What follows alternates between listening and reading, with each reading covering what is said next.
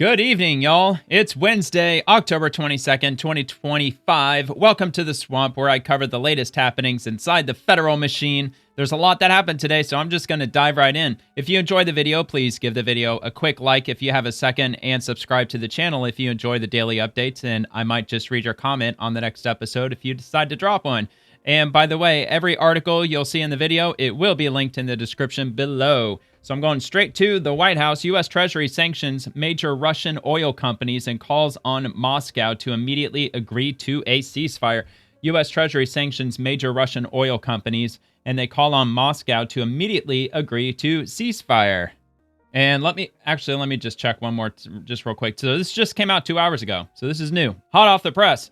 Today, the U.S. Department of the Treasury's Office of Foreign Assets Control is imposing further sanctions as a result of Russia's lack of serious commitment to a peace process to end the war in Ukraine. Today's actions increase pressure on Russia's energy sector and degrade the Kremlin's ability to raise revenue for its war machine and support its weakened economy. The United States will continue to advocate for a peaceful resolution to the war, and a permanent peace depends entirely on Russia's willingness to negotiate in good faith. Treasury will continue to use its authorities in support of a peace process. So my initial question has to do with Europe. Where's Europe going to get all their energy from? Because a substantial portion of Europe's energy comes from Russia. So if they're imposing heavy sanctions on Russia's biggest oil companies, does that mean that the United States might be subsidizing a lot of that oil? If that indeed is what's happening, if it's going to restrict Russia's ability to send oil to Europe, I guess that would be my first question. And if that's the case, yeah, where's Europe going to get their oil from? And are they okay with that? But maybe not. I mean, it is coming from the Treasury Department, so probably just financial sanctions. I'm no expert on the economy, no expert on sanctions, but maybe they'll detail it in this. So anyway, I'll just continue. So, quote, now is the time to stop the killing and for an immediate ceasefire, says Secretary of the Treasury Scott Bessent. Quote, given President Putin's refusal to end this senseless war, Treasury is sanctioning Russia's two largest oil companies that fund the Kremlin's war machine. Treasury is prepared to take further action if necessary to support President Trump's effort to end yet another war. We encourage our allies to join us in and adhere to these sanctions. I guess I'd be asking Europe because, I stand by what I said. If they're sanctioning the largest oil companies that are funding Kremlin's war machine, by proxy, it's Europe that's really funding the Kremlin's war machine because they're buying billions of dollars worth of oil and other energy resources directly from Russia. So today's action targets Russia's two largest oil companies, Open Joint Stock Company, Rosneft Oil Company, and Lukoil OAO, which are now designated. Rosneft is a vertically integrated energy company specializing in the exploration, extraction, production, refining, transport, and sale of petroleum, natural gas, and petroleum products. Lukoil engages in the exploration, production, refining, marketing, and distribution of oil and gas in Russia and internationally.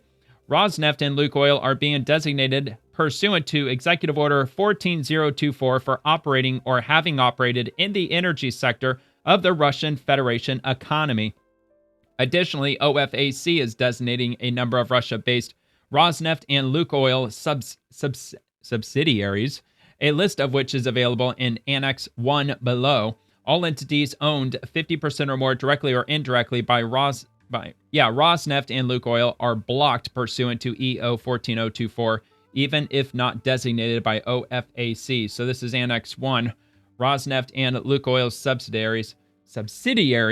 I don't know why I'm having trouble with that word. All right, the following Russia-based Lukoil and Rosneft subsidiaries are being designated pursuant to Executive Order 14024, once again for operating or having operated in the energy sector of the Russian Federation economy. Lukoil's subsidiary is limited liability company Lukoil Perm is involved in geological exploration and oil and gas production in Russia.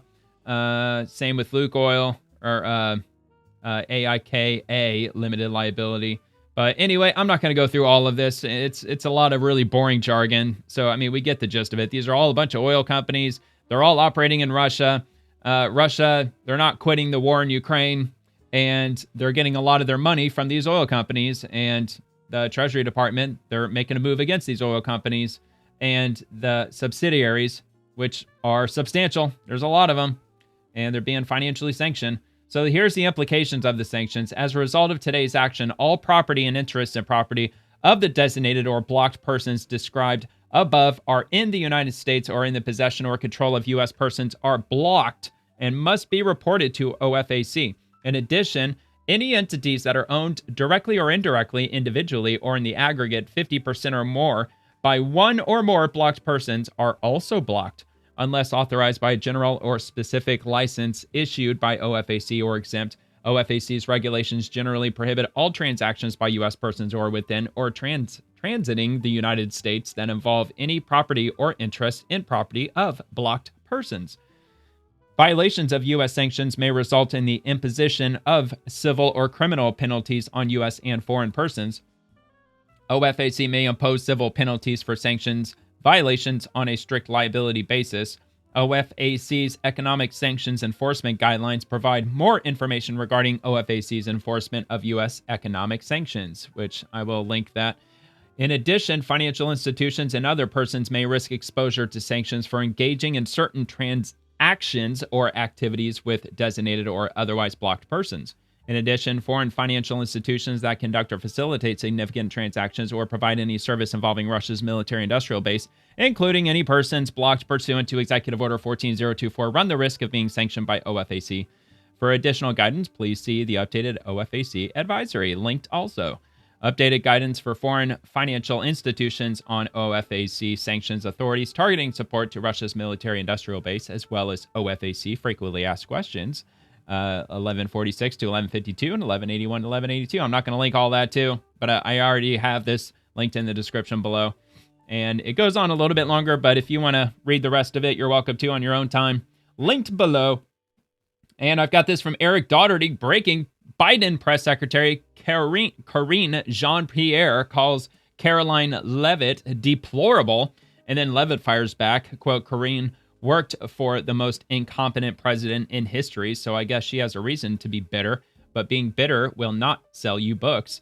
With all due respect, so on and so forth. There's a long quote here, another quote, or we could just watch the entire thing and hear Caroline say it herself. So let's listen. She called you deplorable. And you with said, some better volume.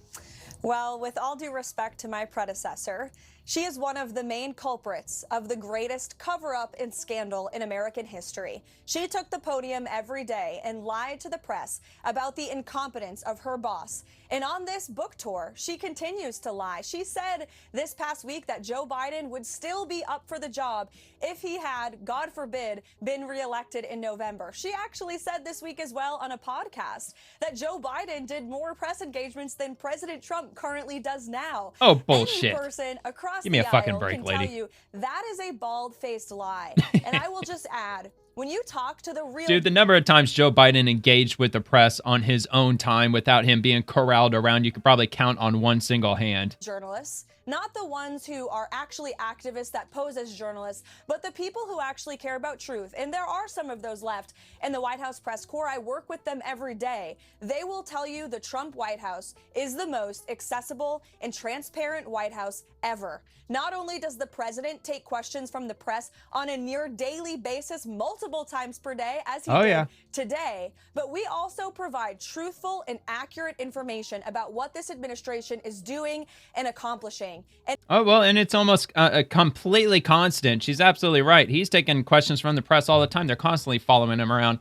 I even remember during his first administration, I still, to this day, I think he was just trolling the media, even though he would speak to them on a daily basis. It was always around 9 o'clock in the morning, out in front of the White House. He was about to get airlifted by Marine One. It would be sitting there spinning the helicopter blades, making all that racket.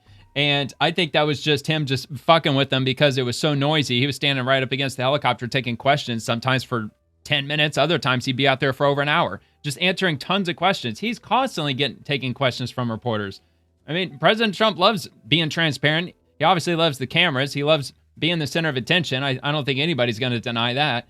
But however, Biden, on the other hand, dude was never in front of the cameras unless he had those cue cards. He had those other cards that had not only the questions, I'm trying to think of what it's called, not mug shots, but like the images of the reporters. They actually had pictures of the reporters next to the questions in big, large, bold lettering on these cards. And we know this because somebody captured a photo of Biden holding one of those, and the picture was clear enough to where you can actually read the words, and you could see what the questions were, and then you can actually go back to when he was taking questions on that exact day, and by God, it was in the exact same order when the members of the press corps were standing up one by one. And it wasn't, well, actually, yeah, I think it was actually Biden who was calling on him. He was pointing to this one and that one, but he got all the answers, or he got all the questions beforehand. He knew exactly what they looked like before they even stood up. It was fucking ridiculous, man. It's a stark contrast to what they had over the past 4 years, where they were gaslit, where they were told Joe Biden was mentally stable and up for the job. That was a lie. Where they were told the administration was doing everything it could to secure the border. Also a lie. I'm very proud to work for the greatest president. No, they did everything they could to strip the border. For the most incompetent president. I went over that yesterday. So I guess she has a reason to be bitter, but being bitter will not sell you books, Jesse. I mean, down in Texas, they're fortifying the Rio Grande right now. They're, I think they're even getting the Coast Guard involved with that.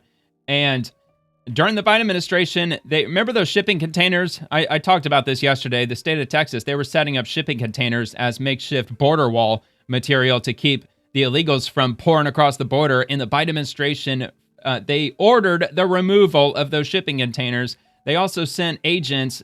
I don't know from what agency that they sent them, but they were cutting away the barbed wire that the Texas government had put up. And, oh shit, what was the other one? Oh, those buoys. They had strings of buoys that were going down the center of the Rio Grande to prevent them from crossing the river. And the Biden administration ordered the removal of all that shit too. So they weren't doing anything to try to secure the border. They were doing everything to try to strip any obstacle away from people trying to cross the border. That's what the Biden administration was doing. All right, FBI Director Kash Patel, one of our most significant violent gang takedowns to date here with Operation Chalkaline, 22 arrests and major seizures, including more than 4 kilos of cocaine and 260 grams of fentanyl. Not a lot, but it's still a lot.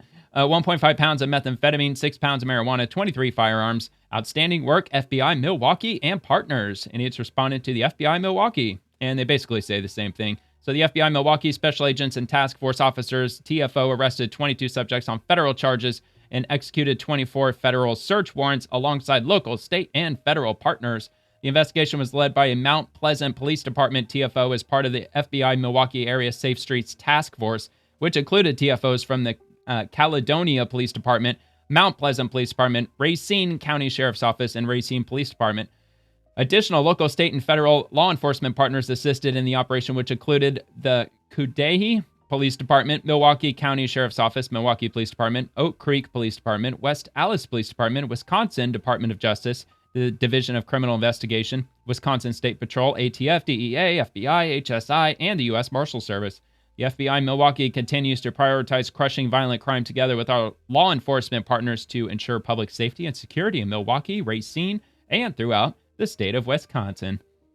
All right, there you have it, man. Great job. A lot of resources. I mean, even if they didn't, get a lot of drugs, I mean, it was still a hell of an operation, and it still resulted in 22 federal charges and arrests.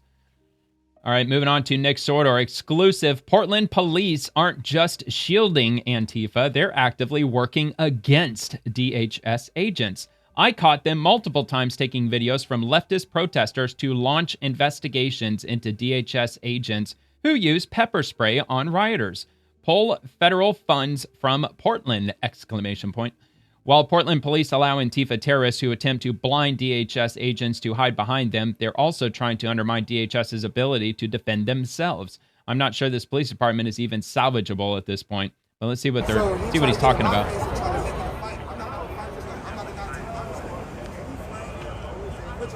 So obviously Nick Sordor is standing right behind them, putting his camera right up over their shoulder, zooming in on their antics. So the phone at the bottom is the leftist protester. Obviously, that's the police officer capturing a video of said protester getting pepper sprayed by the agent, and they're going to launch some frivolous investigation as if it's going to fucking do anything. So yeah, according to Nick Sordor, they do that over and over again. See, there you go again. There's another one. Maybe if you wouldn't be obstructing federal agents, you wouldn't get pepper sprayed, dude. Why don't you go home and go to bed so you can get plenty of sleep for your job tomorrow? But I mean, come on, we all know he don't have one. All right, so we got that, and I got another one. I think it's also from Nick Sordor, I believe. Yeah, so look at this one. Exclusive. I took the first known video of the inside of the Antifa safe house located just feet from ICE Portland catching leftist militants unmasked. So it's not just feet, it's about a block away, but still, I mean, it's really close to the ICE facility. This is the safe house where violent Antifa terrorists like Katie Daviscourt, her attackers flee, or that's where they fled after they commit crimes. Portland police allow them to harbor criminals there and do nothing about it. And an FBI raid should be the next step here, as well as the storage unit down the street, which houses thousands of dollars in goods paid for by unknown sources. Very interesting. So this is an Antifa safe house. Where is it? Right here. Can you tell by the fucking Palestine flag? I mean, they're not exactly hiding all that well. Fucking idiots. All right, hold on. Let's see what it says. 3 cameras and the Second Amendment. Okay, whatever that means. Please don't.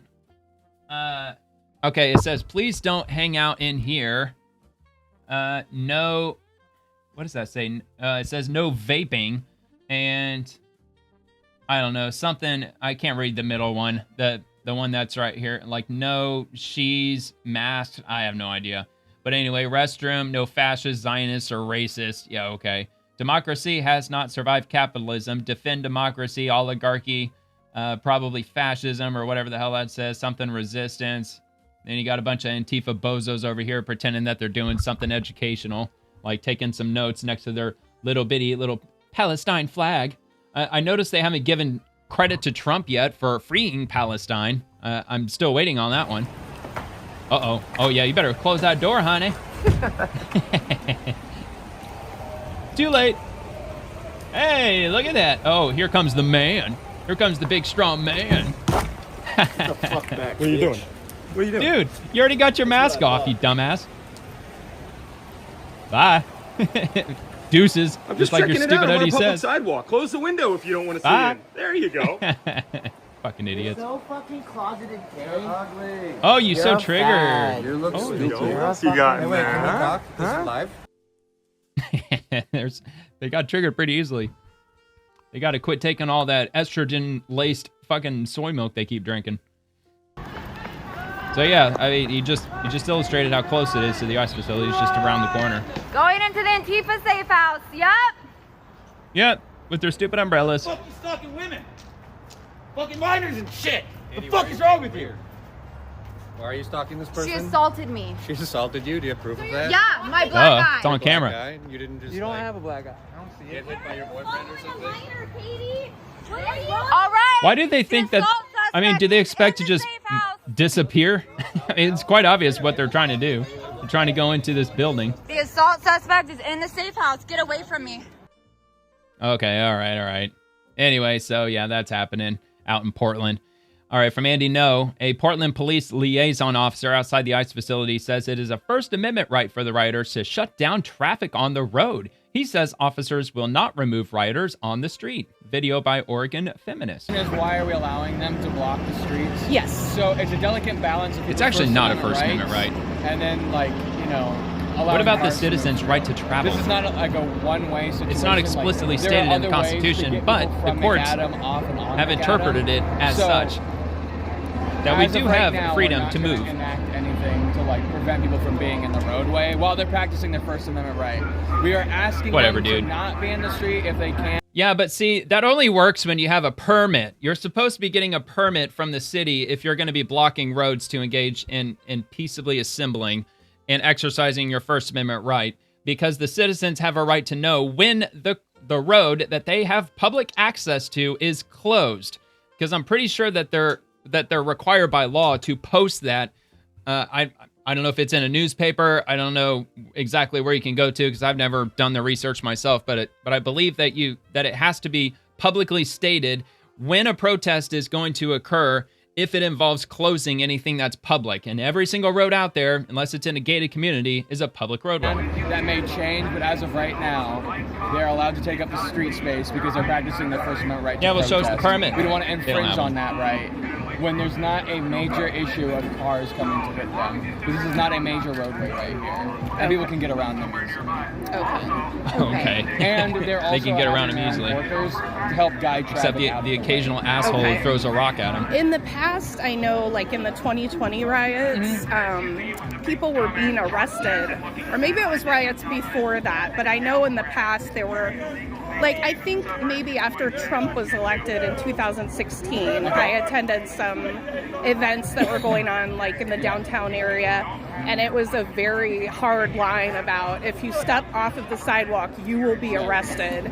So Yeah, but has we the changed the policy rules. changed, or? I don't Of course they- know. So again, it's not like people No, we're just willy-nilly. You know, we just make shit up as we go along here. You know, we're a bunch of hippies out here in Portland. You know how it goes. get arrested for being in the street. We're just not going to arrest people for being in the street right now. If we're ever going to do that, we will make it. Yeah, as long as Trump's in office, we're not going to arrest you, like, right now. But, you know, traditionally speaking, if you're out in the street, yeah, we might arrest you, we might not. But no, not when Orange Man's in office. You can do whatever the fuck you want now. Hey, we are going to make arrests for people who are in the street. Anyone that wants to leave the street can leave the street, and they won't be arrested. This is not, again, this is not an issue. This is not a major roadway for us, right? There are ways for people to get around. There are corkers that the protesters are providing to move traffic. Well, shit, dude. At least exercise a little capitalism for your police department. Start cutting fucking tickets. Give some citations, at least. That way you can keep your police department funded. So that's alleviating a lot of that issue. Is that a decision that the mayor is making, or I who's, think that's Naturally. We're making this at a day-by-day, minute-by-minute basis. who's making the decision? Our CMIC, so our commander of this incident. And who does he answer to? The mayor. Who is that? Well, the police I chief don't and the know mayor. who that is by name. I know that we have CMIC. Yeah. Is it Bob Day or? No, so the chief doesn't necessarily run every single one of these. He will have like a commander, a captain, or somebody in a position that will do that and then relay the information to him, because he doesn't need to be doing all of that stuff. He's doing other things, managing other stuff. I mean, why do they have this convoluted bullshit hierarchy when they enforce literally nothing? They just stand there and just let them run wild and do whatever the hell they want. Why would you even have a hierarchy at all? Just fucking stand there and do nothing. So does the CMIC answer to Bob Day then? Yes, everyone at the end of the day will answer to him, because he is the chief of police. Okay. Who answers to the He's someone mayor? that needs to rubber stamp everything. I don't know who But that is. again, Is it Ted so Wheeler any still? I don't know. organization, both governmental and non-governmental, the CEO, right, in that sense, isn't making every day-to-day thing. They have an overarching thing, and they're making sure that the people that are under them have the ability to make decisions on their own without having to check in with them, because they believe that they're making the right decision. I see. Okay. So does Bob Day answer to the mayor?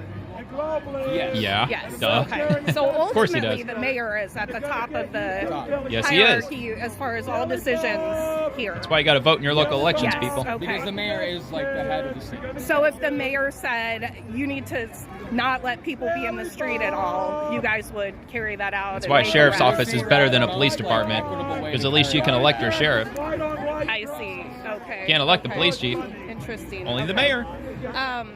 Yeah, we tried to do like a women's rights free speech event in Portland a couple of years ago, and we were told by city leadership that we would have to purchase it was like thousands of dollars of permits, permit, like I insurance and all said. this stuff. And so, does Antifa have a permit or insurance? Oh, well, they don't exist. These people are Antifa. I don't know. They haven't. Oh, they're just an idea. Those aren't Antifa. I'm related to Bin Laden and Pol Pot. The Whatever, government dude. called me Timothy McVeigh, So and I've been to North Korea. I would say that And our the people federal that are here. government is evil, and our local government is incompetent. This motherfucker Yeah, they are. cannot get a car out of traffic, and he's too big of a bitch to do anything while I punk him right now. Oh, wow. They're incompetent. All we have is our Can you make arrests for Fuck these disorderly people. We conduct? riot, Yeah, and and so they're we gonna have fuck in the us. past, Fuck right? the police. But we're not. We have in the necessarily past. gonna do that all the Motherfuckers time. are We want to be stupid. sparing. Of course you on won't. whatever. It's all whatever we want to do. It's rules for so- thee. They detained the jaywalkers. We only go after a dad For bod. nothing He's else 15 but years younger than me. jaywalking. Nothing I else had a but fucking jaywalking. dad bod till I was fucking 40. What the fuck is this dude droning on about? Yeah, dude, the Portland police is completely incompetent. All right, so I'm going to move on to the next topics. From Rapid Response 47, Trump's DHS issues nearly $10 billion in fines directly to illegal aliens so they self-deport. from the U.S., and I think it's something like $1,000 per day if you don't show up to your court hearing, your deportation hearing or whatever it is. But it's a substantial amount, and I didn't even know they were even doing this, but they're doing this. So President Donald Trump's Department of Homeland Security is using several tools to pressure illegal aliens to self-deport from the United States, including via their pocketbooks. So I'm gonna make this a little larger. All right, DHS officials revealed exclusively to Breitbart News that the agency has issued more than 31,600 fine notices to illegal aliens, totaling more than $9.6 billion. Quote, our message is clear. If you're in the country illegally, leave now or face the consequences, DHS's Tricia McLaughlin told Breitbart News. In particular, DHS is asking illegal aliens to self-deport from the U.S. using the agency's CBP Home mobile application, where they can report their self-deportation and, in return, secure a stipend from the federal government. Quote, illegal aliens should use the CBP Home app to fly home for free and receive a $1,000 stipend while preserving the option to return the legal right way, McLaughlin said. Quote, it's an easy choice. Leave voluntarily and receive a $1,000 check, or stay and wait until you're fined $1,000 a day and then arrested and then deported without a possibility to return legally. I'm glad they're doing that, because I was wondering if that was part of the process, that if you enter the country illegally and if they catch you and deport you, then they should make it impossible for you ever to pursue become an American citizen or even having the right to ever come back in the U.S. legally or otherwise. Even if you're trying to come in as an asylum seeker, like I just think across the board, if you came into the U.S. illegally and they catch you and they deport you, then all bets are off. The U.S. is off limits to you for the rest of your life. So, and that obviously, that's exactly what they're talking about. So anyway, last month, DHS officials said Immigration and Customs Enforcement was on pace to deport almost 600,000 illegal aliens by the end of the first year of Trump's second term. Some 2 million illegal aliens, DHS officials said, are no longer in the United States, 1.6 million of whom they said have self-deported, and more than 400,000 of whom have been deported by ICE agents. So the 1.6 million, that is a bit of an old number at this point. They reported that at least a month and a half ago, maybe 2 months ago. So I bet that number currently is probably approaching 2 million right now. Anyway, recently in an exclusive interview with Breitbart News editor-in-chief Alex Marlow, McLaughlin said Americans can expect deportations to rapidly increase as ICE has hired about 5,000 new agents to help enforce federal immigration law. Quote, we are certainly on our way, but we expect those numbers to rise, McLaughlin said. And I do know also that ICE has received over 150,000 applications. So I thought they were looking to hire 10,000, but it's quite possible, actually probable, that they already hired those 10,000 agents initially, and now they're looking to hire another 5,000. So as far as total hires for the entire year, it might be at least 15,000 agents that are new hires. But yeah, they've got 150,000 people looking to work for Immigration and Customs Enforcement. All right, so moving on to Homeland Security. I think, okay, yeah, so moving on to this one. It's an easy choice. Leave voluntarily and receive a $1,000 check, or stay and wait until you're fined $1,000 a day, arrested, and deported without a possibility to return legally. So it's the same article, just different entity posted it. This came from Rapid Response. That one came from Homeland Security. All right, moving on. One more from Homeland Security. New York's Canal Street is safer. 9 illegal aliens arrested have violent rap sheets, including robbery, burglary, domestic violence, assaulting law enforcement, counterfeiting, drug trafficking, drug possession, and forgery. Under President Trump and Secretary Noem, criminal illegal aliens are not welcome in the U.S. And Secretary Kristi Noem, she is the Secretary of the Department of Homeland Security. And Senate Republicans watch New Hampshire liberal Chris Pappas refuses to condemn political violence. Quote, Congressman Pappas, do you condemn political violence? It's only 13 seconds. Look, this thing, if you follow political events or political individuals on X on a daily basis, all kinds of politicians were tweeting this out today. I only grabbed it from Senate Republicans because it's kind of a blanket profile. But yeah, there were dozens where I saw this exact video from. But anyway, it's only 13 seconds. Congressman Pappas, do you condemn political violence? Congressman Pappas, is it time to turn down the temperature? Okay. Congressman Pappas. Political violence is only increasing. Get away from the car. They're gonna... Congressman Pappas. Get away from the car. They're gonna what? They're gonna what? Tell you nicely to step away. All right, so that happened. Anyway, Homeland Security, false. No children were zip-tied, arrested, or restrained by ICE. So first, let me read this. This came from October 20th, long time, first time. 3 small children run to escape ICE raid in Idaho. They managed to find their family. I didn't get caught, the boy says. Nobody got some handcuffs on me. Dozens of minors were among hundreds detained and zip-tied and separated from parents. Agents chose to raid on family night at La Cathedral Arena, a family-oriented picnic including children as young as 5 years old. At one point, a crowd of people looking for their loved ones surged forward and agents fired rubber bullets at them.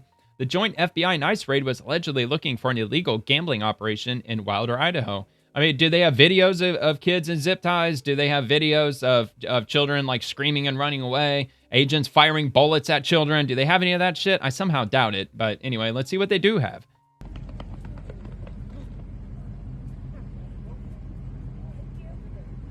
Okay, kids running to hug adults. I think he got caught. Nope, I think he got some handcuffs. Something about not getting caught, handcuffs. Okay, so let's hear what is it DHS? Or yeah, Homeland Security, DHS. So Homeland Security says false. No children were zip-tied, arrested, or restrained by ICE. ICE dismantled an illegal horse racing, animal fighting, and a gambling enterprise operation out of a property known as La Cathedral Arena in Wilder, Idaho. ICE arrested 105 illegal aliens. Under President Trump and Secretary Noem, we are dismantling criminal networks in the United States. So there you have it. Zip tying children, I'll believe it when I see it. And if I actually see it, you better believe I'm going to play it. I'm going to show it here. I guarantee I will. All right, so Homeland Security, quote, this sure looks like obstruction of justice. I know AG Pam Bondi and Secretary Noem are all over this. There are really 2 reasons why the Democrats would release a list like this. It's either to allow criminal illegal aliens to evade arrest, or secondly, to target law enforcement. It is shameful that sanctuary politicians want to create a master ICE tracking website that will directly put the lives of ICE law enforcement and their families in danger. Look, whoever who's trying to create this tracker, whichever Democrat politician this is, I would say that every single ICE enforcement officer could file a lawsuit against them.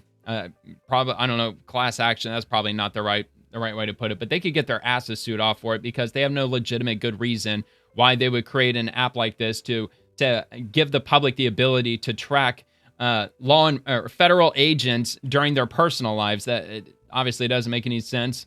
But clearly, we know why they want it. They want this app so violence can be inflicted on ICE enforcement. But you know what, Democrats, at the end of the day, you're not going to get them to quit their jobs. It's not going to happen, dude. You just got 150,000 people who want to join ICE.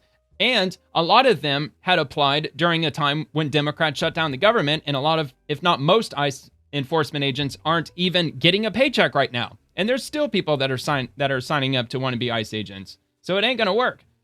Well, this sure looks like obstruction of justice, and I know Attorney General Pam Bondi and Secretary Noem are all over this. There's really 2 reasons why the Democrats would release a list like this, and it's either to allow criminal illegal aliens to evade arrest, or secondly, it's to target law enforcement. We've already seen a 1,000% increase in assaults against our law enforcement officers. Just 3 weeks ago, we saw a domestic terrorist attack and for radical leftists to attack Dallas. them. We're going to keep on seeing more of this if this is the Democrats' position. Well, this yep, sure I'm looks sure like we will. Absolutely sure we will. They're just going to keep doubling down, doubling down, doubling down, doubling down. That's what Democrats do. All right. From Jack Unheard. Savage. President Trump just scorched Rand Paul and has the entire GOP Senate losing it. And it's a quote. I'd rather just play the video. I don't want to read the quote and then you hear it again. You know, everybody showed up. I figured you'd have I'd say 40 would have been a good number, right? If everybody, we're just missing one person. You'll never guess who that is. Rand Paul. Let me give you, he automatically votes no on everything. He thinks it's good politics. It's really not good politics. He's an automatic no. But I don't know. Look, if he wanted to come, I'd probably let him come, right? I'd let him come. Begrudgingly, but would let him come. A national Republican. All right. Taking jabs at Rand Paul. Look, Senator Rand Paul's main reason for not voting for the CR bill, he did vote with Democrats to shut down the government. And his reasoning is because the CR bill just adds more debt to the national deficit. And he says anything that adds to the national deficit, he's always going to vote no on. So I assume he's done exactly that, at least in recent years. But anyway, I've got this from Senator Rand Paul. We don't blow up boats off Miami because 25% of the time suspicion is wrong. We shouldn't do it off Venezuela either. These are small outboards with no fentanyl and no path to Florida. Well, the U.S. military, they would argue against that. They say that they get confirmation from intel, from sources on the ground, that these boats are loaded with drugs. So, I don't know. I think I would just take the word probably from the military, who's supposedly out there doing it. Anyway, we can't just kill indiscriminately because we're not at war. It's summary execution. Everyone gets a trial because sometimes the system gets it wrong. Even the worst of the worst in our country get due process. The bottom line is that execution without process is not justice, and blowing up foreign ships is a recipe for chaos. I mean, I guess my question would be is if the military sees these vessels leaving the Venezuela coastline, and if they are leaving the Venezuela coastline, which direction are they going? And how far out in open water are they going? I would just kind of follow my common sense as to where they're going. What kind of a vessel do they have? Do they have fishing gear? Do they have fishing nets? Do they have fishing rod? Like, what exactly are they doing out there in the middle of the ocean? Because the boats that they keep showing that they're blowing up, they don't exactly look like that they've got a bunch of gear to go out there and go fishing, or like chartering the waters with families or anything like that. I don't know, whatever. But anyway, here, I'm going to play this. This is on Piers Morgan. We have dangerous people in a lot of American cities, but we just don't go in and shoot them. I mean, we have trials, they get legal representation. And even on the high seas, it's been that way for generations. If you go off the coast of Miami, the Coast Guard will be stopping boats today.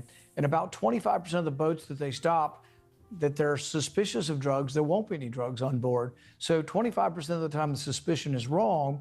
And that's why we don't shoot and just blow up boats off of Miami, but neither should we be blowing them up off the coast of Venezuela. Ain't Miami. Number one, there is no fentanyl made in Venezuela. Not just a little bit, there's none being made in Venezuela. Yeah, that doesn't mean it's not being trafficked in. I mean, it very well could be trafficked in. I mean, a lot of the fentanyl's not made in the United States either, but it finds its way in here regardless. These are outboard boats that, in order for them to get to Miami, would have to stop and refuel 20 times. Well, look, I've made that argument, not the whole refilling 20 times, but I've made that argument on this show that these boats don't look like vessels that could even theoretically travel from Venezuela, which is in South America. It's on the northern coast of South America, traveling all the way through the Caribbean Sea, all the way up to, I guess, the southern tip of Florida. There's no way that these outboard motor boats can travel that far. It's just not possible. So I've made that argument before. So if they're not traveling directly to the United States, what intelligence or what knowledge does the military have that they are stepping stoning their way from island to island on their way to America? I've really pushed back against that, because that doesn't make any sense that these vessels are traveling directly from Venezuela straight to the United States filled up with drugs. Although the drugs that are on these boats will probably find their way to the United States. I just want to know exactly where they're going to, because I really doubt that they're going straight from there all the way up to the U.S. More likely going to Trinidad and like Tobago, 1,000 miles, probably way longer than right that. off of the coast of Venezuela. So there's a lot of reasons to be worried about this. But number one is the broader principle of, when can you kill people indiscriminately? When you're at war. That's why when we declare war, it's supposed to be done by Congress. It's supposed to be thoughtful. It's supposed to be debated. And we're not supposed to do it willy-nilly. And then when you have war, you just kill people in the war zone. And even then there are rules of engagement.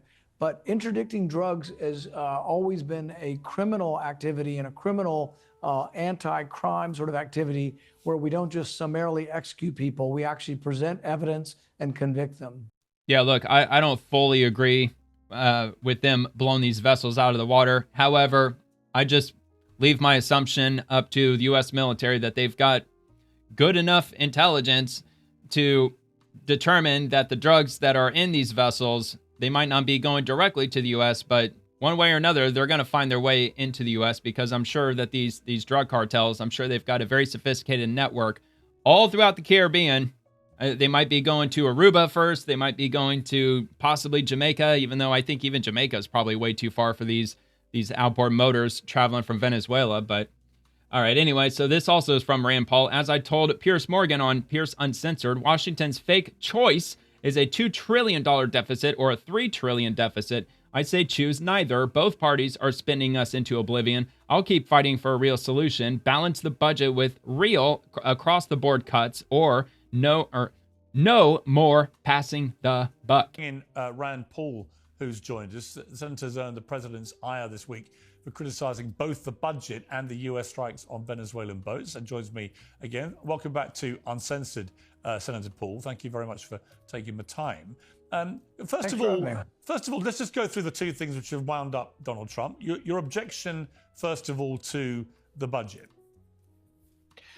Well, the way I look at it, there are two choices that have been put forward. A Republican choice, which would lead to about a $2 trillion deficit next year. A Democrat choice, which would lead to about $3 trillion in deficit. Yeah, 3.5 at least. People say, well, take one or the other. And I say, well, I don't really like either one of them. It's sort of like the deficit of $37 trillion. Whose fault is it, Republicans or Democrats? And both. My answer is yes. It's really both parties. So I put forward a third possibility, and that would be that we balance the budget over 5 years by gradually having across-the-board cuts each year for 5 years. And I 100% agree with that. And I just can't find myself voting for spending levels that don't decrease the deficit, but actually increase the deficit next year. And then moving to the issue of that's partially what Trump ran on. Boats being attacked. The administration's isn't that the point of Doge? They think they're dangerous. Trying to reduce the deficit? Representing a direct threat to the lives of Americans, and that's why they're doing it. Look, and see, that was another problem that I had with Trump's tax cuts, because by him allowing these tax cuts to occur, and now we get to pay a lot less in taxes, it adds another $5 trillion to the deficit over a period of time, because you can't cut taxes without reducing the size of the government, or at least reduce federal spending, because where's the money going to come from? Okay, we're going to cut taxes, but in order to do that, you're going to have to cut a lot of the government out in order to get it even. Otherwise, you're just going to have to tack on that money up to the deficit. So I definitely didn't agree with the tax cuts, not fully, at least not in the way that they took them. They should have decreased a lot of government spending and then pushed the tax cuts off to the American people. What is your objection to the way they're executing this strategy? Well, we have dangerous people in a lot of American cities, but we just don't go in and shoot them. We have trials, they get legal representation. All right, so we heard that. Stop. Just a little bit, there's none being made in Venezuela. These are out. There's a lot of reasons to be worried about this, but number one is the broader principle of when can you kill people indiscriminately? Activity in a criminal anti-crime sort of activity where we don't just summarily execute people, we actually present evidence and convict them. Donald Trump, as I said, responded with some ire to your positions here. He said, whatever happened to Senator Rand Paul? He was never great, but he went really bad, in capitals. I got him elected twice in the great Commonwealth of Kentucky, but he just never votes positively for the Republican Party. He probably would have been elected He's a nasty regardless. Little guy, much like Congressman Thomas Massie, a.k.a. Rand Paul Jr., also of Kentucky, which I won 3 times. Rand Paul ran against him for president in 2016. A sick wacko who refuses to vote for our great Republican Party, MAGA or America First. It's really weird. Your response? I don't take it too seriously. I've known President Trump for over a decade. I played golf with him a couple dozen times. I actually enjoy his company and his personality most of the time. But it doesn't mean that I'm going to be a rubber stamp or agree with everything. The idea that it is weird to believe in a balanced budget, or weird to believe that we should only vote for spending proposals that put forward less debt than the year before, I think the American people would disagree with that assessment. I think the people that I represent and the people who voted for me voted more because I'm very honest and forthright that we have a spending problem, we have a debt problem, and that really both parties are guilty of it. I would say, if anything, my support right now in Kentucky is higher than it's ever been. And really from people all across the spectrum, Republicans, Democrats, and independents coming up to me and say, we respect, your ability to stand firm for principles as opposed to just bending the knee or kissing the ring. Yeah, because look, the national deficit, I mean, that gives him a reason to vote no on a whole slew of different things. So if he takes a hard stance on that, then yeah, there's probably shitloads of stuff that he doesn't vote on or that he votes no to. Anyway, so Rand Paul, once again, in case you haven't checked the national debt clock in a while, here are the current numbers. Notice that our debt to GDP ratio is 120% down on the bottom right. So they did add the Doge clock so far, $679 billion saved. Whatever that means, it doesn't look like it's having any effect on the national deficit at all. I mean, we're probably in the next few days, we're going to hit $38 trillion, which per citizen amounts to $110,355. That is every single American man, woman, and child. Now, as far as the debt per taxpayer, someone who's actually paying taxes, that amounts to $326,000. That's a house. That's actually not quite the average cost of a house in America today, but it's pretty damn close. That is absolutely insane. So, yeah, I definitely stand with Rand Paul on that we should absolutely figure out how to get this spending under control, because even if we get to a point where we can start paying back on the deficit, it's going to take over 100 years to pay all this back. It's going to take absolutely forever. It's ridiculous. More than $250,000 for every taxpayer has to pay all of that back. Because at the end of the day, it has to come from taxpayers. Who else is it going to come from? I mean, I guess corporate tax, but that's not going to be substantial enough to really fix the problem. Not anytime soon. All right, Congresswoman Laura Lee, as our national debt surpasses $38 trillion, it's clear Washington's spending habits are unsustainable. Democrats' so-called clean continuing resolution adds over $1.5 trillion in new deficits through bloated subsidies and spending mandates. Enough is enough. Republicans passed a no-nonsense temporary funding bill in September. Democrats have now rejected it 11 times. America deserves better. Well, according to Rand Paul, even this no-nonsense temporary funding bill, even that adds money or adds debt to the national deficit. I mean, Rand Paul, he used the number $2 trillion that this clean CR would add to the deficit. So, or maybe he was talking about the spending bill that's due to come up at the end of November. I think it's like November 18th or something like that when the next spending bill is due to get passed, which doesn't sound like it's going to. Anyway, all right, so from Speaker Mike Johnson, Democrats have no idea what they want. They threw together an unserious grab bag of $1.5 trillion in left-wing demands, knowing it would fail, while Republicans passed a clean CR to keep the government open. Now they're trying to pass off blame for a so-called healthcare crisis that they created. Nonsense. And here's the kicker. The Democrats can't even agree on what they want right now. If you polled congressional Democrats on what it would take to reopen the government, you would not get a uniform answer. Every reporter in the room, by the way, it doesn't matter what you give them. They're not going to open it yet. Democrats put together this haphazard grab bag of crazy leftist policy proposals when they knew that it would not be agreed upon, and they knew that it was clear that Republicans were working to do the responsible thing and offer a clean CR to fund the government. That's our most basic job here. In their desperation now, they're trying their very best to somehow blame Republicans for the forthcoming health care crisis that they themselves created. Yeah, they've By said way that of since just day very one. quick review, for the record, because they're trying to obscure this as well. Let's remember the true origins of the boondoggle that is American health care under Obamacare.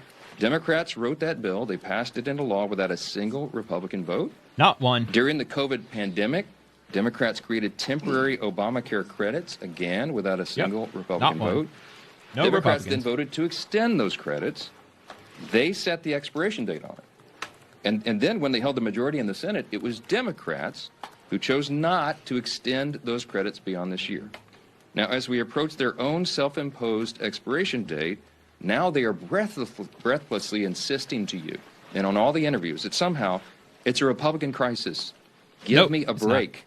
The facts are the facts. Yep. No matter what Democrats do, anything that really, any banana peel they slip on that they dropped on the floor, they blame Republicans for it. I mean, that's just their ultra convenient go-to, and they've been doing that for probably longer than I've been alive. Just any time that they do something that the Democrats are responsible for. No, it wasn't us. It was Republicans. I mean, look, I don't know if the vast majority of Democrats just simply believe that or they don't. But if they do, then that's a real problem, because that means they can literally get away with murder, and then they could just blame the Republicans for it, and their base will just blindly, yeah, okay, that's totally true. All right, Rapid Response 47, Whip K. Clark, the number 2 House Democrat on the Democrat shutdown, quote, "Of course there will be families that are going to suffer, but it is one of the few leverage items we have. These people are sick. I mean, shutdowns are terrible. And of course, there will be, families that are going to suffer. We take that responsibility very seriously. But it is one of the few leverage times we have. Good grief. Again, as usual, I wish that we had like 10 more seconds of that, but that's what we got. And maybe that's really just the whole gist of it. So this is coming from Senate Republicans. The reason so many people struggle with the cost of health insurance isn't because of the temporary Biden-Obamacare COVID bonuses are expiring, as the Democrats want you to believe. It's because Obamacare itself is not providing affordable health care. In fact, the Affordable Care Act continues to be extremely unaffordable for American families, so much so that every time the Democrats take power, they spend billions of dollars propping it back up. If the Democrats want to discuss how to address Obamacare's failures, we're happy to have that debate after they reopen the government. But funding for our troops, federal law enforcement, and food for poor children shouldn't be held hostage by Democrats until they get what they want. Let's hear what Tom Cotton has to say. Well, Sandra, the reason so many people struggle with health insurance is not because of the temporary Biden-Obamacare COVID bonuses. It's because Obamacare is not providing affordable health care at high quality. It's ironic that the Affordable Care Act continues to be so unaffordable that we have to spend hundreds of billions of dollars every time Democrats take power to prop it back up. If the Democrats want to have that debate, we're happy to have it after they open the government. But a debate about health care policy or immigration policy should not be contingent on funding our troops, funding our federal law enforcement, making sure that young children are getting their nutritional needs met, that families who depend on food stamps when they're in tough times are able to put food on the table come November 1, which will also be at risk. We can debate all these questions, Sandra, with the Democrats if they want, but they need to open the government first. Yeah, it's just like the Inflation Reduction Act, the Affordable Care Act. It does the exact opposite of what the bill says that it's going to do. They just put this stupid slogan on it to make it sound all nice and helpful when it's anything but. And yeah, the Affordable Care Act, going all the way back, probably since the year that it was rolled out, it's been completely unaffordable. It's been absolutely ridiculous, man. All right, so moving on to Tim Sheehy. Update from 2 a.m. Democrats spent the night reading poetry on the Senate floor. Capitol Police are being forced to listen to this nonsense while not getting paid. Schumer's stupid shutdown is reaching new levels of ridiculousness. So at 2 a.m. here, leaving the Capitol. We're listening to floor speeches from Democrats who have closed the government, and they're forcing Capitol Hill staff to sit in here all night and listen to them read poetry while they're not getting paid. So not only are they now closing the government, but now they're forcing our Capitol Hill workers, our police who keep us safe, all of the pages on the floor to stay up all night listening to them read poetry because they think it's funny, because they want to make a statement. So not only are they not paying that sounds about right. As the government closed, they are forcing all these good people in this building to stay up all night and listen to them read poetry. That's how ridiculous this shutdown has become. That's how ridiculous the stupid Schumer shutdown is. This is ridiculous. Let's get back to work. Open the government. Oh, yeah, dude. We ain't seen nothing yet. This is going to go on for months. All right, Attorney General Pamela Bondi, shutdown Democrats are already refusing to pay our law enforcement agents. Now, Rep. Robert Garcia and Senator Blumenthal are trying to put ICE agents at risk just for doing their jobs. The Justice Department has zero tolerance for violence against law enforcement. We will prosecute any person who physically assaults our agents. The Oversight Committee, I shared this with the mayor, over the course of the next couple of weeks, the Oversight That's the Mayor Committee of LA, will be launching Karen on Bass. their website a master ICE tracker where we're going to be essentially tracking every single instance that we can verify that the community will be able to send us information on, and it'll be all available in one central place. And you'll be able to look up that information as it relates to Los Angeles as well.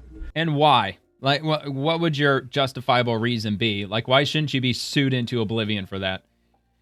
All right, Secretary Chris Wright, over 1,000 NNSA employees are furloughed and hundreds are working unpaid to ensure the safety and security of our nuclear stockpile. The Schumer shutdown must end. Just give me a quick answer on your level of assurance that you have that you can tell the American people that we're good, we got this, or do we not? No, our nuclear stockpile is secure today. We would never compromise on that. Today. So those are people that are working, not getting paid, but we are making sure that the stockpile today is safe and secure. There's no worries about that. Okay. What's slowing up is our modernization efforts to improve and replace our existing stockpile with an even better one going forward. All right, well, let's get the shutdown over with and we'll get back on it. Yeah, but our stock, like, don't some of those nuclear weapons, aren't they like shelf stable for decades or something like that? All right, I don't know. Honestly, I don't know. All right, U.S. Senator John Fetterman shut our government down and America loses. 2 million Pennsylvanians depend on SNAP to feed their families. For me, it's hungry Americans over party, paying our military over party, paying Capitol Police and federal workers over party. I choose country over party. That is a rare Democrat indeed. Hi, here we are, and our a bunch of communists today. Remains closed. Party and over I country. Think that's failure. And I'm the guy that's going to consistently vote for country over party. I'm always going to vote for paying our military over the party. I'm always going to vote. He knows Democrats are a bunch of commies today. today. Police over my party. And I'm going to continue to fight for the 2 million Pennsylvanians that depend on SNAP to feed themselves. And I'm also going to fight for the same 400,020 Pennsylvanians that depend on those tax credits to make health insurance more affordable. Two things are true, and now we can fight for all of them as long as our government is open. My vote is going to remain firmly on keeping our government open, and I'm going to continue to fight for all of those Pennsylvanians that I'm honored to represent here. Well, he's definitely getting reelected if he keeps that up. He was elected in 2022, if I'm not mistaken. I think he ran against Dr. Oz, and that would put him up for reelection in 2028, right? I think. All right. U.S. Senator Bill Cassidy, MD. I'm tired of the Democrats lying to the American people. Under Democrats' plan, families' insurance premiums will still go up. We need to reopen the government and find real solutions to lowering health care costs. And that's in response to Senate Help Committee GOP. Senate Bill Cassidy is exactly right. The Schumer shutdown is pointless. Premiums are going up no matter if we paper over the premium increases on the exchanges with this $26 billion in subsidies. If Chuck Schumer agreed to open today, we would be negotiating today. I will point out that premiums are going up no matter if we paper over the premium increases on the exchange. They're always going to go up because clearly Obamacare is not self-sustaining in any way, shape, or form. They've been having to subsidize it since day one, and it's not even held flat. It's just been going up and up and up every single year since Obamacare came out. I mean, that's exactly why premiums are going to double, because those tax credits are expiring, and if those tax credits never existed in the first place, it would simply be whatever the rate is going to be at the end of November when those tax credits expire. That's the rate that it would have been all along. So, I mean, it's absolutely ridiculous. With this $26 billion in subsidies. And the subsidies are required because the Affordable Care Act has become the Unaffordable Care Act.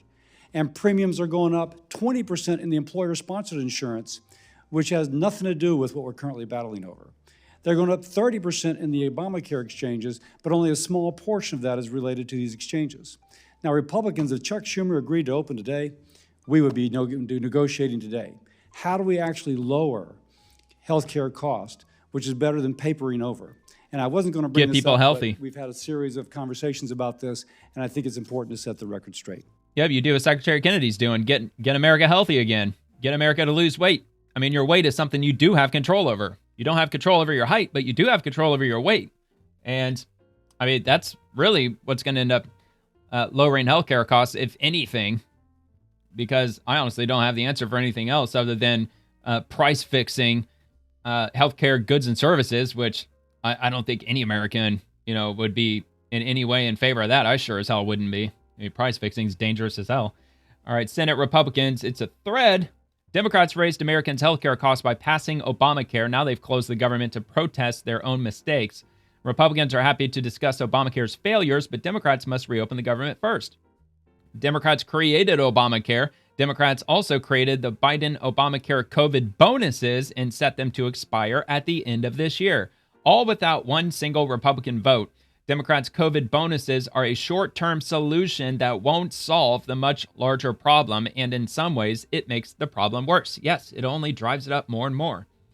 The Biden COVID bonuses nearly tripled the number of enrollees receiving subsidies who never filed a claim in a single year. This is because many of the people don't even know they are even enrolled, which is why they had such a substantial cut, because there's tons of people that are enrolled in it that probably either don't know that they're enrolled in it or they're just simply not using it. Anyway, since 2021, there have been more than 6 million ineligible enrollees and nearly $30 million in improper payments. In 2024, the federal government received 200,000 complaints from Americans who were enrolled in or had their plans switched without their permission. And along with expanded subsidies, Democrats eliminated the income gap and lowered the maximum percentage of income paid out of pocket, meaning a family making $600,000 a year is eligible for taxpayer-subsidized health care. What the fuck, man? The COVID tax credits also do nothing to meaningfully address rising premiums. Premiums skyrocketed over the last 4 years thanks to Biden-era inflation. Under Joe Biden and Democrats, prices for hospital services jumped 18%, which has caused premiums to go up. The fraud-filled COVID tax credits are a taxpayer-funded bailout for insurance companies that allow them to continue raising premiums at the expense of American taxpayers. Throwing tax dollars at insurance companies will not lower costs for Americans. No, and they never will. Republicans want all Americans to have access to affordable quality health coverage, and we are willing to talk to Democrats about their failure to keep costs low. But Democrats need to reopen the government first. There you go. Fairly well said. It's pretty straightforward. Anyway, they do link an article, so I'll have that below if you want to read it, regarding the 200,000 complaints from Americans who were enrolled. And we'll move on to Chuck Schumer. Chuck Schumer. Dear Senator Thune, making health care affordable for the American people is not some radical left idea. Oh, and I heard Thune say on the floor, Democrats are for the radical left. Is it radical left to want people's health care prices to not go up? Is it radical left to not want people kicked out of nursing homes? Is it radical left to see that rural hospitals stay open? Who's he kidding? It's all lies, dude. That's just a bunch of fucking lies. Dude, it's going up regardless. And the whole rural hospital thing, Republicans already allocated $50 billion in the bill that they passed on July 4th this year. And that's already been taken care of. So that's another outright lie. But of course, he's misdirecting it altogether. I mean, that's not what they meant at all by the radical left. We're talking about those that are holding your party hostage. And essentially, I mean, that's what Republicans keep saying, that they're the ones that are holding the government hostage through Chuck Schumer, because he's scared of the radical left. Anyway, so this got ratioed beyond belief. Look at the 644 likes to 1,400 comments, and that's happening on a regular basis on Chuck Schumer's profile. You can go down and look at it post after post, ratioed. Same thing with Senate Democrats, House Democrats, all kinds of Democrat politicians. I mean, you name them, they're getting ratioed. So that's an easy way to tell that they are losing this battle, that the American people they are not siding on Democrats on this. Because if they were, they would be getting overwhelmingly more likes than comments. Because, at the end of the day, I know there's a lot of Democrats that went over to Blue Sky, but I know there's a lot more Democrats that are still on X. They just can't leave it, man. X is just too much fun. All right, Secretary of War Pete Hegseth. Yesterday, at the direction of President Trump, the Department of War conducted a lethal kinetic strike on a vessel being operated by a designated terrorist organization and conducting narco-trafficking in the Eastern Pacific.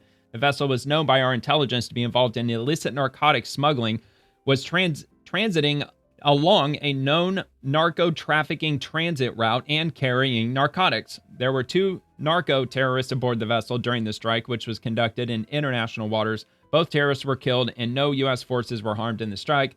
Narco-terrorists intending to bring poison to our shores will find no safe harbor anywhere in our hemisphere. Just as Al-Qaeda waged war on our homeland, these cartels are waging war on our border and our people. There will be no refuge or forgiveness, only justice. I'd like to see a map of where these narco-terrorist routes are and which islands are they using to essentially leapfrog from place to place until they get to the U.S. Because if they're leaving a very specific area and they're beelining toward a very specific place that is well known for drug trafficking, then okay, maybe this does make sense. But I mean, until then, I'm just kind of 50-50 on this whole thing. I'm putting my faith into the Secretary of War and the military and the intelligence community. I mean, they obviously have plenty of tools and resources at their disposal to get confirmation that they are indeed trafficking drugs. Plus, there's the probability that if they're blowing up one of these vessels, not all the drugs are going to sink with it. I'm sure a lot of them are going to be floating in the water, them square groupers. But, all right, so anyway, here's the video of it. Let's take a look at this. No sound. I don't think there's usually any sound with these. That's not my computer. That's the video. And there it goes. Splash. No pun intended. And taken out on fire. Man, that thing's engulfed in flames. And they're usually not flaming that bad. It's very interesting. You don't see anybody. I don't see anybody there. You see anybody? Maybe that might be somebody right there. Maybe. But what I'm pushing back against Rand Paul on is, like I said, where's the fishing equipment? Why are they traveling so fast in one specific direction? And you know that the military, we're out there in battleships and shit, and you know that we're shouting at them through these ultra loud megaphones, instructing them over and over to stop their vessel, stop so we can board your vessel to inspect what's going on. And they're not. They just keep going and going and going. And look, I don't know how many miles that they go after they've been given X amount of warnings to stop their vessel or we're going to open fire on it. But I'm sure they have that entire procedure laid out. And they just ignore it. They just keep going and going and going. But, I mean, listening to Rand Paul, he makes it sound like that we're sneaking up behind them and they have no idea what hit them. I'm pretty sure that they know exactly what's happening and that they're about to get blasted out of the water if they don't fucking stop, and they're not stopping. Plus, it kind of does look like a drug boat. I mean, there's nothing on it. I mean, it looks pretty obvious that there's probably going to be a bunch of shit that's packed underneath, inside the vessel. But what do I know? All right, Caroline Levitt, highly recommend following independent journalist Kevin Dahlgren, boots on the ground independent journalist, ending homelessness by empowering, not enabling. And you could support him at buymeacoffee.com. Anyway, so he's reporting on the ground in Portland, and he really showcases the horrors taking place in the city every day. Portland clearly needs help. It's a shame their Democrat elected officials are resisting it simply because it's being offered by President Trump. So he posted, this is right out of a Twilight Zone episode. 3 people completely motionless, and one of them is standing. All 3 are knotted out on fentanyl. This was filmed in Delta Park, Portland. Just whacked out of their skulls. I mean, look, they look like freaking, like that looks like a kid. Look how short they are. Yep, just standing there, just completely zonked out. Spaced out beyond belief. All right. So, yeah, we get the idea. I've seen Philadelphia, I know, is a pretty hot spot for fentanyl use. And YouTubers going up and down the streets, getting video. And it ain't just 3. It's hundreds of people just standing there. It looks like it looks like Hollywood's filming a movie. That's what it looks like. With just everybody just zombied out like crazy. And it's not just in Portland, not just in Philly, but it's in major cities all over the country where this shit's happening. And Secretary Doug Burgum, thank you to the president for your leadership supporting the people of Alaska. The Department of the Interior stands with the local communities and tribal nations impacted by the typhoon. And this is from Donald J. Trump. I just informed Governor Mike Dunleavy that based on his request, I am approving $25 million to help Alaska recover from the major typhoon they experienced earlier this month. It is my honor to deliver for the great state of Alaska, which I won big in 2016, 20, and 24. Alaska, I will never let you down. Yeah, not to mention Alaska is insanely rich in resources, and the name of the road escapes me, but the federal government's constructing a road right now, which they've been trying to build for years and years because the road leads to a lot of rich mineral deposits, and that's what they're getting underway right now up in Alaska. Secretary Sean Duffy, this is exactly what the U.S. Department of Transportation has withheld $40 million from California for failure to comply with our rules to protect drivers. We cannot allow our roads to be a dangerous place. This is from Colin Rugg. New 21-year-old semi-truck driver arrested on suspicion of DUI in a horrific crash on the 10 freeway in Ontario, California. California Highway Patrol investigators say the man from Yuba City was believed to have been on drugs. 8 vehicles were involved in the crash, and 3 people sadly lost their lives. 4 others were hospitalized. Authorities have not yet released the name of the truck driver. Horrific, rest in peace. Viewer discretion is advised. They don't show anything as far as like people are concerned, but it's a pretty nasty car accident. So just be warned. Here we go. Now take a look. This is exclusive dash cam video. Yikes, man. That is is awful. Several law enforcement investigations shows the moment a red semi-truck plowed into a number of vehicles on the westbound 10 freeway in Ontario just after 1 p.m. yesterday. The CHP told the LA Times the driver of this big rig is a 21-year-old man who is now under arrest on suspicion of driving under the influence of drugs. A total of 4 semis God, man, were that's absolutely involved, horrible. and also 4 passenger vehicles, one of them exploding in flames. And why the hell they were Killed, stopped and 4 is others beyond were me. taken to local hospitals. This horrific. Other than that semi-truck was broken down on the side of the road, but I don't know why that would excuse the center lane to be stopped like it was. Happened just east of the 15 freeway and shut down all westbound lanes for more than 12 hours. Oh, wow. Thousands of drivers were 12 trapped in the hours. gridlock just as the evening commute was getting underway. It also happened near the Ontario airport, so the crash likely delayed people that were trying to get to their flights. Now take a look. Oh, man, This that's is horrible. exclusive dash cam Absolutely video, horrible. In the middle that of the is now day, too. subject of several law enforcement investigations. Good grief. Shows the moment. Yeah, look, they don't say if he's an illegal immigrant or not, so I wouldn't want to be so quick as to confirm that. As far as him saying that they're withholding $40 million from California, that's with regard to illegal immigrants, and there's nothing here that suggests that he's an illegal immigrant, just some asshole who was whacked down on drugs. But we don't even know that for sure. Maybe he just fell asleep at the wheel. We really don't know. It's just speculation right now, but I don't think it would surprise anybody if he was on drugs or if he was also an illegal immigrant too. Anyway, Secretary Linda McMahon, she's the Secretary of Education at the Department of Education. Congratulations to AG Pam Bondi and AAG Dillon. And let's see, she is the AAG Civil Rights Justice Department serving under AG Pam Bondi and Trump DOJ privacy policy for securing another transformative deal in higher education with the University of Virginia. The Trump administration is not backing down in our efforts to root out DEI and illegal race preferencing on our nation's campuses. A renewed commitment to merit is a critical step for our institutions to once again become beacons of truth, seeking, and excellence. And they pose a great question. So when is the DOE shutting down? That's what was promised. Amen to that. I couldn't agree with that more. DEI can only be killed at the Supreme Court.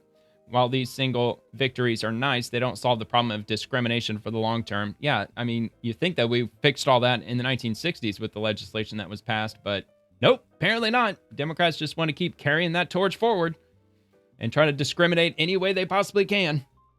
All right, so this is from Lee Zeldin. While we implement massive deregulation, cost savings, and reorganization at the Trump EPA, we take immense pride in the enormous strides we've made thus far, racking up hundreds of wins to protect our precious environment. Spoke at the Nixon Foundation's Grand Strategies Summit about our efforts to clean up the Tijuana River Valley, to our historic LA wildfire hazardous material removal effort, to improving water quality in the Delaware River Basin, and so much more. The idea that the only way that we can protect the environment is to suffocate entire sectors of our economy out of existence, I don't agree with that. We should be heeding the demands of the American public in trying to achieve both. The two best announcements that EPA has put out this year was on the 100th day of President Trump's term in office. We released a list of our top 100 environmental actions from those first 100 days. On the 200th day of President Trump's term in office, we released a list of our next top 100 environmental actions from the next 100 days. I mentioned the Tijuana River sewage crisis.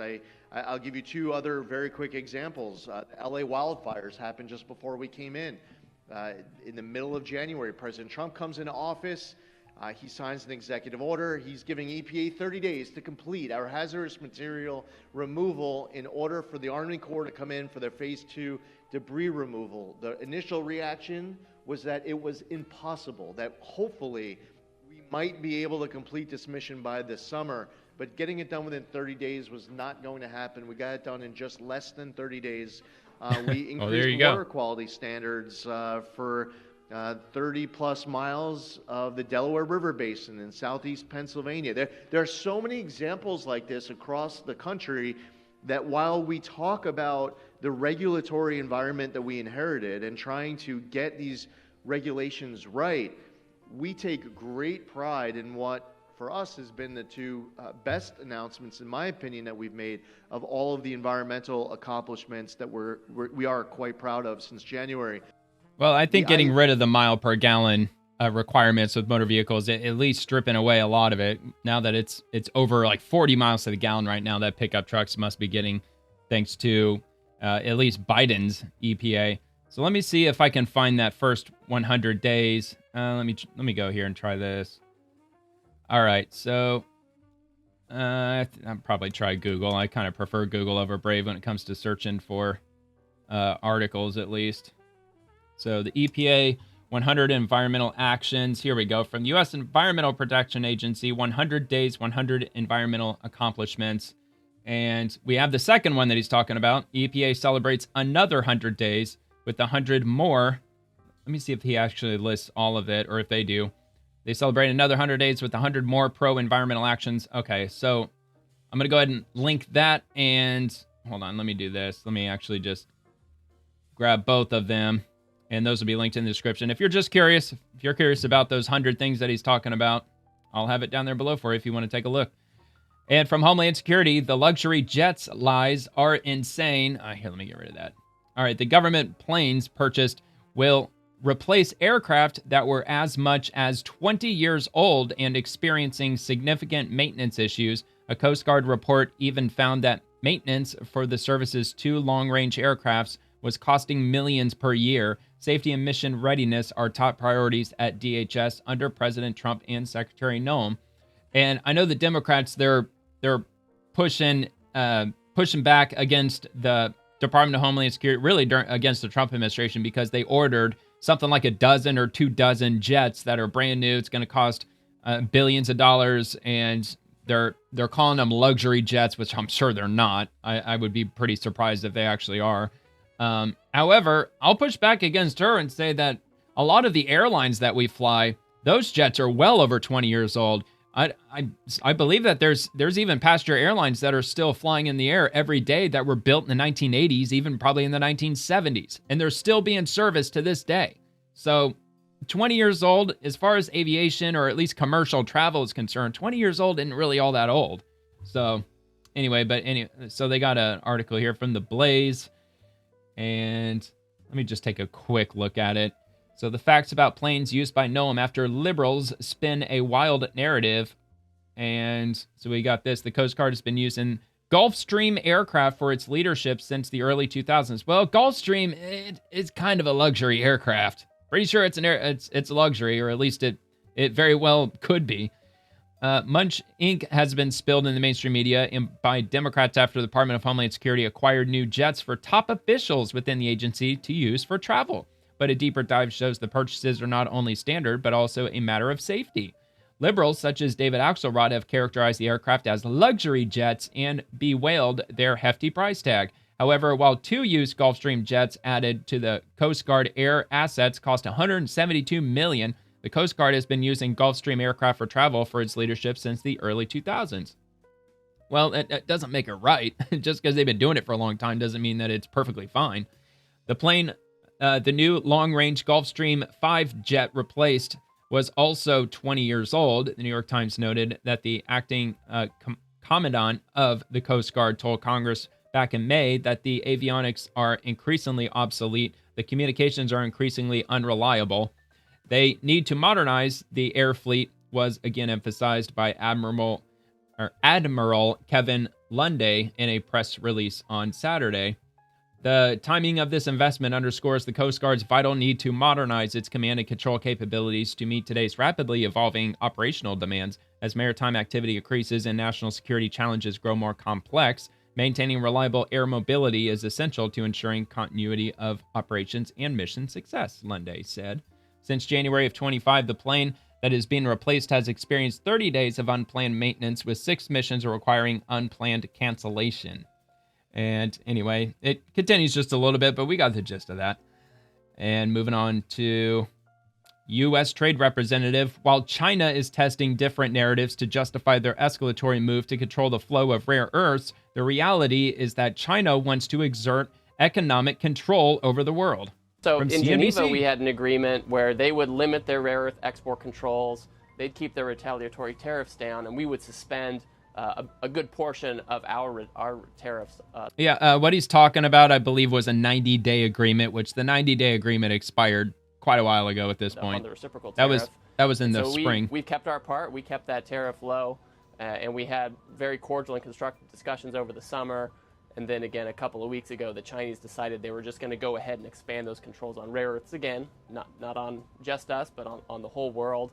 And now you hear a lot of narratives from the Chinese side of their surrogates saying, well, you know, the Americans have put a lot of controls on us over the past few years, or Well, you know what? That just goes to show, I think it's about more than just money. It's about control.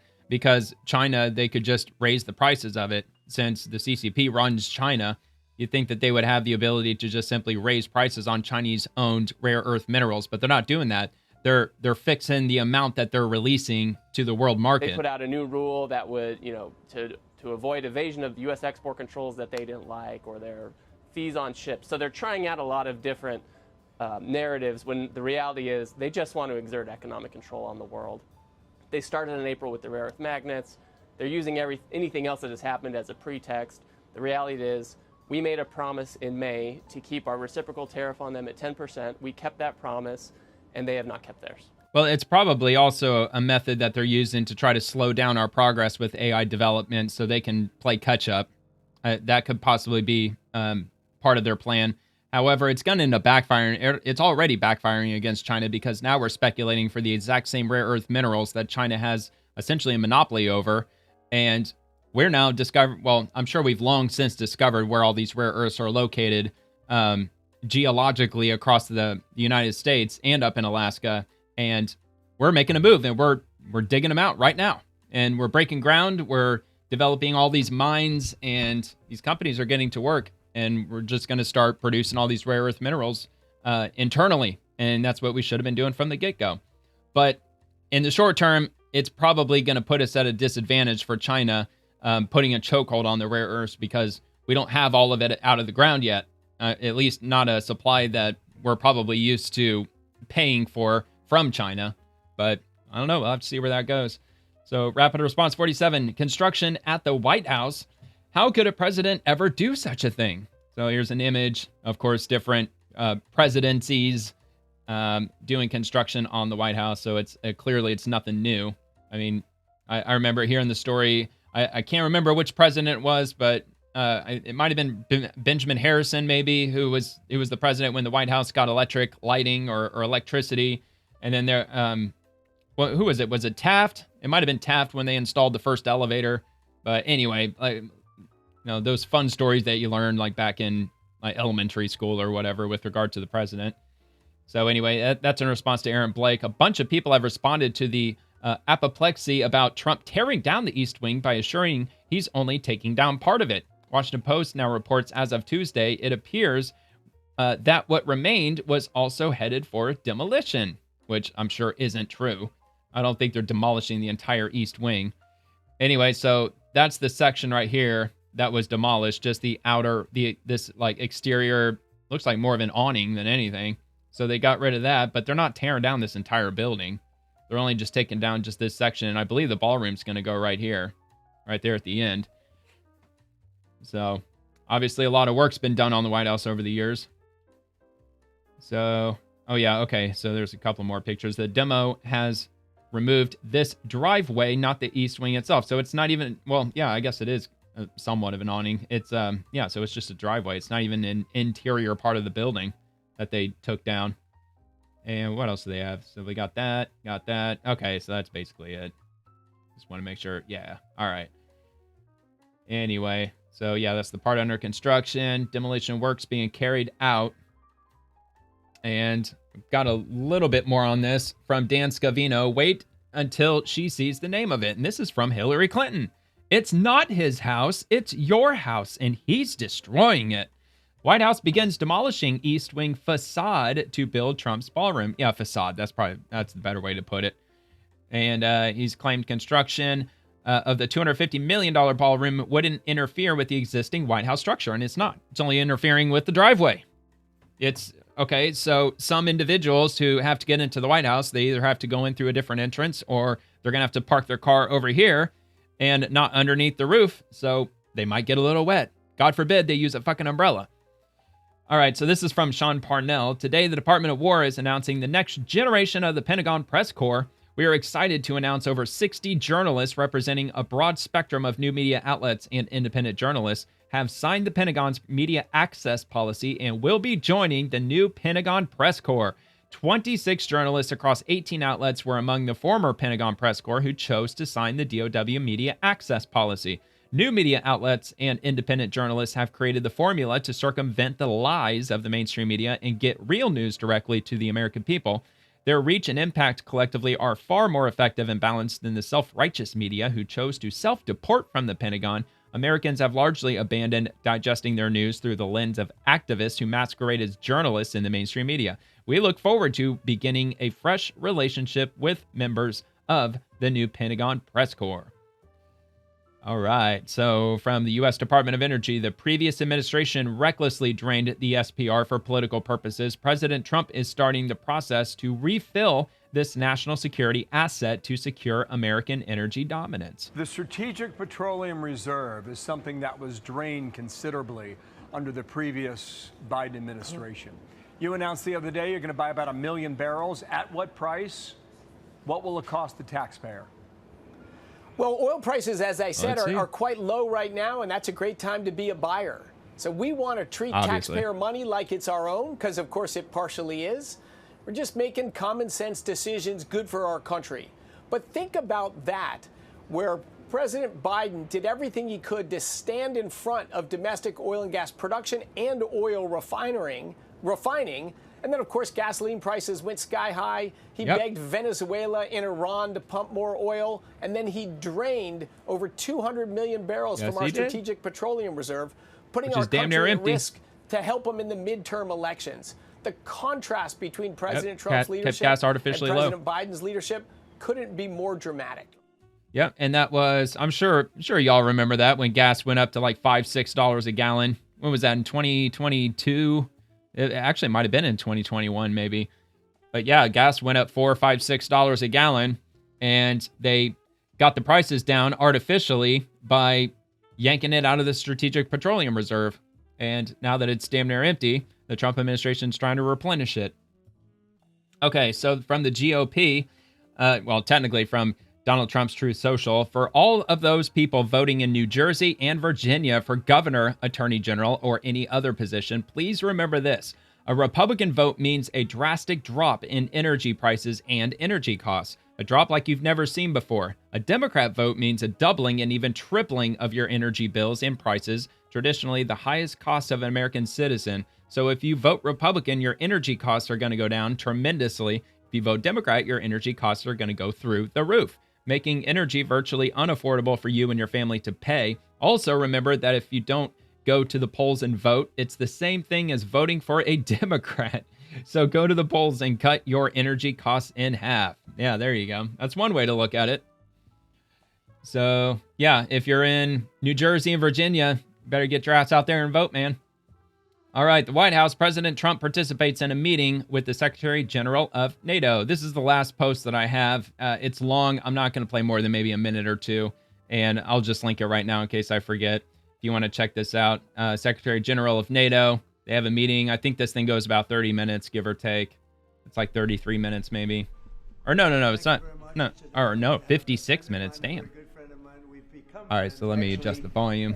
Through the trials and tribulations of everything. Oh my God, why is this so quiet? Mark Rutte, Secretary General of NATO, highly respected. Every country, almost every country in Europe. I think you can almost take away the almost pretty soon. But they all have great respect for the leader, and he is the leader. And we've had some very good discussions today, and things are going along pretty well as regarding Ukraine, Russia.